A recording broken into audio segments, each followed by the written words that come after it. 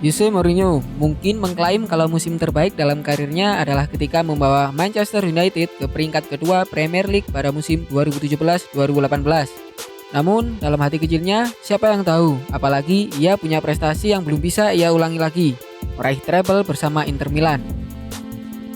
Malam yang indah di Madrid. Mourinho tiba di Estadio Santiago Bernabeu dengan banyak pikiran yang melintas di kepalanya. Bukan cuma memikirkan strategi di laga final, tapi juga hari-harinya ke depan. Soalnya Santiago Bernabeu adalah tempat yang pasti akan selalu ia datangi hampir setiap pekannya. 22 Mei 2010 adalah tanggal yang tak akan dilupakan para penggemar Inter Milan. Di final Liga Champions, mereka mengalahkan Bayern Munich dengan skor 2-0. Gelar juara Liga Champions melengkapi trofi Serie A serta Coppa Italia yang sudah diraih sebelumnya. Gelar itu menjadikan Inter sebagai satu dari sedikit klub yang meraih treble. Usai laga, Mourinho akan meninggalkan klub dengan mobil. Belum jauh ia melihat Marco Materazzi dengan menanti bus yang akan mengangkut para pemain Inter. Pelatih berkebangsaan Portugal ini buru-buru turun dari mobil. Ia mendatangi bek Italia tersebut lalu memeluknya. Mereka saling bicara dan ketika Mourinho beranjak pergi, matanya basah. Mereka tahu kalau sebuah era kesuksesan akan segera berakhir. 6 hari kemudian, Mourinho diumumkan sebagai pelatih baru Real Madrid. Kalau dari apa yang dia bilang, alasan utama Mourinho ke Madrid adalah karena ambisi. Ia ingin menjadi manajer pertama yang menjuarai liga di 3 negara, Inggris, Italia, dan Spanyol. Ambisinya tersebut berhasil tercapai ketika El Real meraih trofi La Liga musim 2011-2012. Namun setelahnya hal-hal buruk kerap menimpanya. Kalau diandaikan sebagai kapten kapal, badai memang selalu menerjang.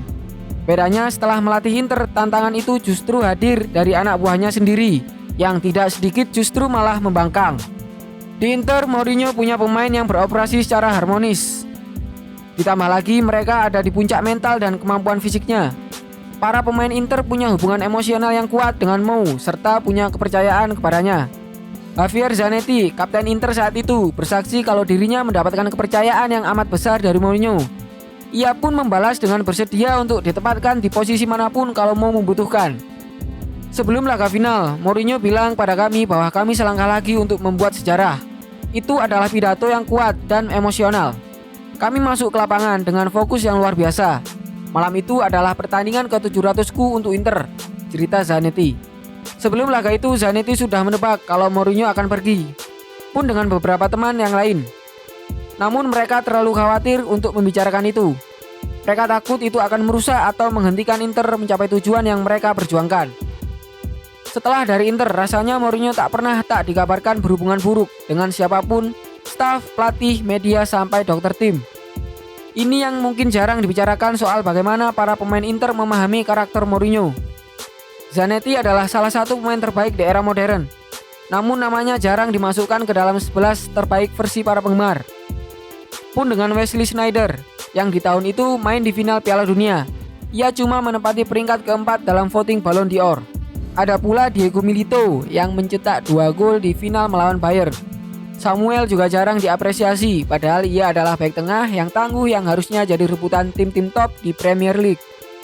Dari starting line up di malam itu, publik barangkali cuma menganggap Samuel Eto'o yang punya status sebagai bintang dunia, yang ketenarannya bisa menyamai sang pelatih. Namun justru inilah yang bikin Mourinho dengan Inter bekerja dengan sangat baik. Para pemain yang low profile bikin segalanya berjalan dengan harmonis. Kecuali Zlatan Ibrahimovic, seringkali terdapat friksi antara Mourinho dengan pemain bintang. Sebut saja Sergio Ramos, Cristiano Ronaldo, Paul Pogba, sampai Dele Alli. Mereka tampak tak cocok dengan gaya manajerial Mourinho yang kerap mengandalkan kemampuan psikologis. Mourinho memilih para pemain semacam Thiago Motta, Esteban Cambiaso, dan Zoran Pandev ketimbang Mario Balotelli misalnya. Meski punya kemampuan yang cukup baik, tapi kepribadian Balo tidak cocok untuk buat Mourinho memang masih memberikan trofi Premier League buat Chelsea, pun trofi Europa League untuk Manchester United. Namun selepas dari Inter, masalah kerap menghampirinya. Trofi pun kian sulit untuk didapatkan. Ia keluar dari Chelsea dan United sebelum tahun baru. Di Spurs, ia mencatat rekor buruk dalam karirnya sendiri dengan tak meraih satupun trofi. Hal senada juga dirasakan Inter. Usai meraih treble tersebut, Inter mengalami penurunan dengan hanya meraih 1 trofi Coppa Italia. Soalnya Juventus kembali datang dan menancapkan pengaruhnya sebagai klub terkuat di Italia. Baru pada 2020-2021 lalu, Inter meraih Scudetto di tangan Antonio Conte. Pada akhirnya semua sudah terjadi. Mourinho juga masih menyesali mengapa ia pergi. Aku pergi untuk meraih tujuanku, bukan untuk bahagia. Faktanya aku lebih bahagia di Milan ketimbang di Madrid, kata Mourinho.